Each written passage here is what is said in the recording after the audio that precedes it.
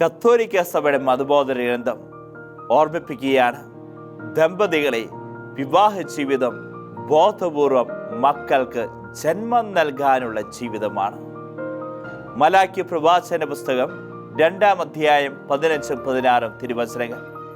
ഏകാത്മാവും ഏക ശരീരവുമാകുവാനല്ലേ ദൈവം നിങ്ങളെ വിളിച്ചിരിക്കുന്നത്. ദൈവഭക്തരായ സന്തതികളെയല്ലാതെ എന്താണ് ദൈവം നിങ്ങളെന്ന് ആഗ്രഹിക്കുന്നത്?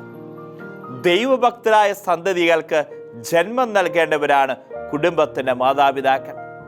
എന്നാൽ നമ്മുടെ കുഞ്ഞുമക്കൾ ഇന്ന് വഴിപിടച്ചു പോയിട്ടുണ്ടെങ്കിൽ എൻ്റെ പിഴ, എൻ്റെ പിഴ, എൻ്റെ വലിയ പിഴ എന്ന് ഓരോ ദമ്പതികളും വിളിച്ചു പറഞ്ഞു. കാരണം ദൈവഭക്തരായ സന്തതികൾക്ക് ജന്മം നൽകേണ്ട മാതാപിതാക്കൾ പലപ്പോഴും മദ്യത്തിൻ്റെ കുഞ്ഞുങ്ങൾക്ക്, ജഡത്തിൻ്റെ കുഞ്ഞുങ്ങൾക്ക്, ബ്ലൂ ഫിലിമിൻ്റെ കുഞ്ഞുങ്ങൾക്കെല്ലാം ജന്മം നൽകി. ഇന്ന് കുഞ്ഞുങ്ങളുടെ വൈകൃത സ്വഭാവങ്ങൾ കാണുമ്പോൾ ഇതാരുടെ സ്വഭാവ, ഇതാരുടെ സ്വഭാവ? അപ്പൻ്റെ സ്വഭാവം, അമ്മയുടെ സ്വഭാവം ആ കൊച്ചിന് കിട്ടിയിരിക്കുന്നത്. ആ കൊച്ചിനെ കുറ്റപ്പെടുത്തിയിട്ട് കാര്യമില്ല. അതുകൊണ്ടാണ് ഓരോ ദമ്പതികളും തിരിച്ചറിയേണ്ടത്, എപ്പോഴും ദൈവകൃപയിൽ ദമ്പതികൾ ജീവിക്കണം. ഒരിക്കലൊരു ഇടവപ്പള്ളിയിൽ ഞാൻ ദൈവജനത്തെ 3 വർഷക്കാലം ഒരുക്കി. അവിടെ കുടുംബങ്ങൾ വലിയ വ്യത്യാസങ്ങൾ രൂപപ്പെട്ടു.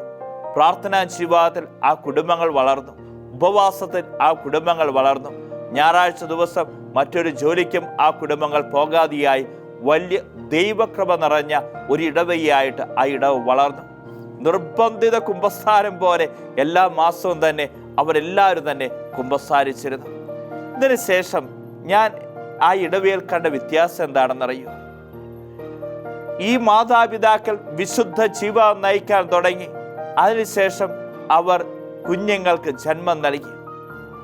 ആദ്യമുണ്ടായിരുന്ന കുഞ്ഞുങ്ങളും മാതാപിതാക്കൾ പ്രാർത്ഥനാ ജീവിതത്തിലേക്ക് കടന്നു വന്നതിന് ശേഷം മക്കൾക്ക് ജന്മം നൽകിയും തമ്മിൽ രാവും പകലും തമ്മിൽ വ്യത്യാസം.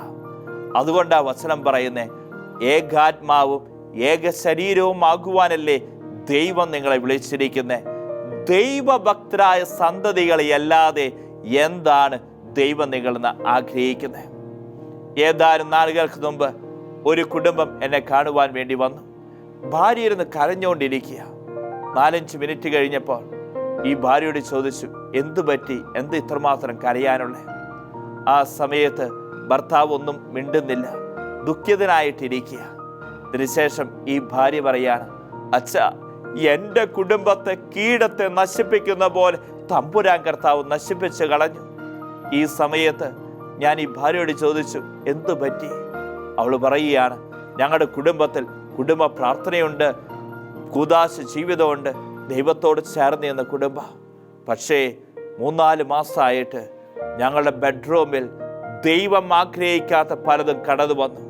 ഞങ്ങൾ പല രാത്രികളും ബ്ലൂ ഫിലിം മറ്റും കാണാൻ തുടങ്ങി. ഇതിനുശേഷം കേൾക്കണോ ആ കുടുംബത്തിൻ്റെ അവസ്ഥ? ഒരു ഞായറാഴ്ച വിശുദ്ധ കുർബാന കഴിഞ്ഞ് ഈ അപ്പനും അമ്മയും വീട്ടിലേക്ക് വന്ന് വാതിൽ തുറന്നപ്പോൾ കാണുകയാണ് 8-ാം ക്ലാസ്സിൽ പഠിക്കുന്ന മോളും 10-ാം ക്ലാസ്സിൽ പഠിക്കുന്ന മോനും നഗ്നരായി കിടക്കുക. ഈ അമ്മ പൊട്ടിക്കരഞ്ഞുകൊണ്ട് എന്നോട് പറഞ്ഞതാ, അച്ഛാ, എൻ്റെ കുടുംബത്തെ കീടത്തെ നശിപ്പിക്കുന്ന പോലെ തമ്പുരാൻ കർത്താവ് നശിപ്പിച്ചു കളഞ്ഞു. സങ്കീർത്തനം 39 പറയുന്നുണ്ട്, ദൈവം നിന്നെ പാപത്തിന് ശിക്ഷിക്കാൻ തുടങ്ങിയാൽ നിനക്ക് ഏറ്റവും പ്രിയപ്പെട്ടതിനെ കീടത്തെ നശിപ്പിക്കുന്ന പോലെ ഞാനും നശിപ്പിച്ചു കളയും. അതുകൊണ്ട് തന്നെ മാതാപിതാക്കളെ വലിയ ഉത്തരവാദിത്വമുണ്ട്. മക്കൾക്ക് ജന്മം നൽകുമ്പോൾ, മക്കളുടെ ഓരോ വളർച്ചയുടെ കാലഘട്ടങ്ങളും നിങ്ങൾ വളർത്തിക്കൊണ്ടുവരുമ്പോൾ, വിശുദ്ധ ചാവറ പിതാവ് പറയുന്നുണ്ട്, സർവേശ്വരൻ സൂക്ഷിക്കാൻ തന്നിരിക്കുന്ന നിക്ഷേപമാണ് മക്കൾ. അവരെ തമ്പുരാന് തിരിച്ചേൽപ്പിക്കേണ്ടത് മാതാപിതാക്കളുടെ കടമയാണ്. മാതാപിതാക്കളെ, ഈ നിധിയുണ്ടല്ലോ ദൈവം നിങ്ങൾക്ക് തന്നിരിക്കുന്നത്, ഈ നിധി ദൈവത്തിന് തിരിച്ചു കൊടുക്കണം. അല്ലെങ്കിൽ ദൈവത്തിൻ്റെ സന്നിധിയിൽ നിങ്ങൾ കണക്ക് കൊടുക്കേണ്ടി വരും. അതുകൊണ്ട് തന്നെ നമ്മൾ വിശുദ്ധമായ ജീവിതം നയിക്കണം. നമ്മുടെ കുടുംബം വിശുദ്ധിയിൽ വളരണം. എങ്കിൽ ദൈവം ആഗ്രഹിക്കുന്ന ഒരു തിരുക്കുടുംബമായി നമ്മുടെ കുടുംബം മാറുക തന്നെ ചെയ്യും.